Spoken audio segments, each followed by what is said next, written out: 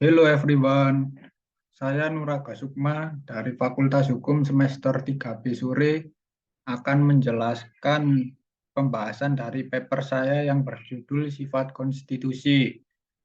Dari rumusan masalah yang saya buat, saya akan menjelaskan rumusan masalah yang pertama, yaitu apa saja sifat konstitusi. Sifat konstitusi ada dua sifat utama dari konstitusi atau undang-undang dasar, yaitu fleksibel dan kaku. Berikut penjelasan singkat mengenai kedua sifat konstitusi. Pertama, fleksibel. Konstitusi yang fleksibel adalah salah satu yang dapat dengan mudah diubah. Beberapa ilmuwan politik menganjurkan pandangan bahwa konstitusi yang fleksibel adalah hukum di mana hukum konstitusional dapat diubah dengan cara yang sama seperti hukum biasa. Amandemen konstitusi disahkan dengan cara yang sama di mana hukum biasa disahkan. Undang-undang yang bertujuan mempengaruhi perubahan dalam hukum konstitusi atau dalam undang-undang biasa dilewatkan melalui prosedur legislatif yang sama, yaitu dengan mayoritas suara yang sederhana di legislatif. Demikian pula konstitusi adalah fleksibel ketika prosedur perubahan itu sederhana dan perubahan dapat dilakukan dengan mudah. Dua, kaku. Konstitusi yang kaku adalah salah satu yang tidak dapat dengan mudah diubah. Metode amandemennya sulit. Untuk mengubahnya, legislatif harus meloloskan rancangan undang-undang amandemen oleh mayoritas yang spesifik. Untuk mengesahkan atau mengamandemen undang-undang biasa, legislatif biasanya mengesahkan undang-undang oleh mayoritas sederhana anggotanya. Konstitusi yang kaku dianggap sebagai hukum tanah yang paling mendasar. Ini dianggap sebagai kehendak dasar dari orang-orang yang berdaulat. Itulah mengapa hanya dapat diubah dengan prosedur khusus yang membutuhkan pengesahan proposal amandemen oleh mayoritas besar suara yang sering diikuti oleh ratifikasi oleh rakyat dalam referendum. Rumusan masalah yang kedua yaitu apa kelebihan dan kelemahan konstitusi yang bersifat fleksibel. Adapun kelebihan konstitusi yang bersifat fleksibel seperti pertama, manfaat utama dari konstitusi fleksibel adalah kemampuannya untuk berubah dengan mudah sesuai dengan perubahan dalam lingkungan sosial dan politik masyarakat dan negara. Kedua, sangat membantu dalam memenuhi keadaan darurat karena dapat dengan mudah diubah.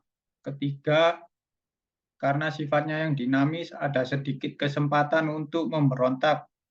Konstitusi memiliki kemampuan untuk mengikuti perkembangan zaman. Rakyat tidak merasakan kebutuhan akan perubahan revolusioner. Akhirnya, karena konstitusi yang fleksibel terus berkembang seiring waktu, ia selalu menjadi populer dan tetap up to date. Sedangkan untuk kelemahannya, seperti yang pertama, konstitusi yang fleksibel sering menjadi sumber ketidakstabilan. Fleksibilitas memungkinkan pemerintah yang berkuasa untuk memberikan pakaian dan konten yang diinginkan. Kedua, tidak cocok untuk federasi. Dalam sebuah federasi, konstitusi yang fleksibel dapat menyebabkan perubahan yang tidak diinginkan dalam konstitusi oleh pemerintah federal atau oleh pemerintah unit-unit federasi. Rumusan masalah yang ketiga yaitu apa kelebihan dan kelemahan konstitusi yang bersifat kaku. Adapun kelebihan konstitusi yang bersifat kaku seperti pertama, konstitusi yang kaku merupakan sumber stabilitas dalam administrasi. Kedua, konstitusi yang kaku dapat mempertahankan kontinuitas dalam administrasi. Ketiga, tidak bisa menjadi alat di tangan partai yang menjalankan kekuasaan negara pada waktu tertentu. Keempat, mencegah latihan otoritas dalam kekuasaan oleh pemerintah. Sedangkan untuk kelemahannya, seperti pertama, kekecewaan utama dari konstitusi yang kaku adalah bahwa gagal mengimbangi dengan lingkungan sosial yang berubah dengan cepat. Kedua, karena tidak mampunya untuk berubah dengan mudah, kadang-kadang menghambat proses pembangunan sosial. Ketiga, menjadi sumber rintangan selama keadaan darurat. Keempat, ketidakmampuannya untuk berubah dengan mudah dapat menyebabkan pemberontakan melawan pemerintah. Kelima, konstitusi yang kaku dapat menjadi sumber konservatif.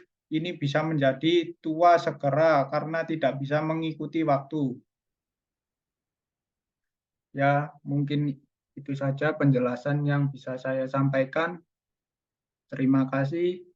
Thanks for watching. Wassalamualaikum warahmatullahi wabarakatuh. See you.